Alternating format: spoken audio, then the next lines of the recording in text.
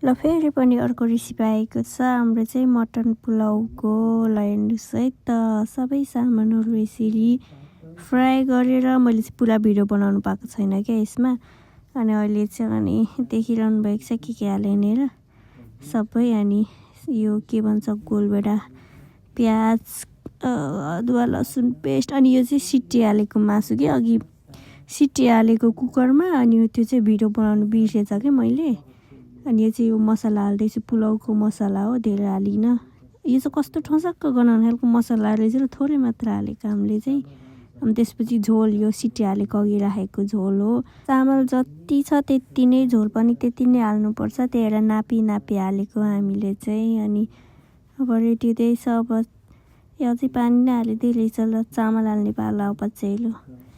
अनि उमालेपछि यसरी भिजाइराखेको 1 घन्टा भिजाइराखेको चामल राखेको।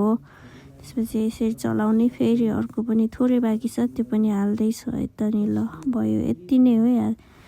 अनि आजको पुलाउ चाहिँ अलिकति भरेको जस्तो भएको थिएन कि, तर पनि ठिकै थियो, एकदम मिठो भएको थियो टेस्ट। अनि त्यसपछि पुलाउमाथि चाहिँ हामीले यो हाल्नु खोजेको थियौँ किसमिस र क्यारेट, तर जलेछ क्या, त्यही भएर फालिदिएको छैन। अनि अर्को यहाँ मासु पनि फ्राई हुँदैछ, यो पनि मटन नै हो। ल रेडी भएर नि अब पस्किन थालिसकेको अवस्था। आलुदमको रेसिपी मैले हालिसकेको छु, चेक गर्नु होला। अनि एकदम ट्वाक्क परेको मिठो भएको थियो है त। ल वाउ भएको थियो। पुलाउ चाहिँ अलिकति पानी बढी भएछ कि त्यो होइन, अलिक छिटो निकालेछ क्या हामीले खाने बेला भइहालेर। अनि त्यही भएर भन्न जानिनँ के पो भन्छ। लु होस् अब।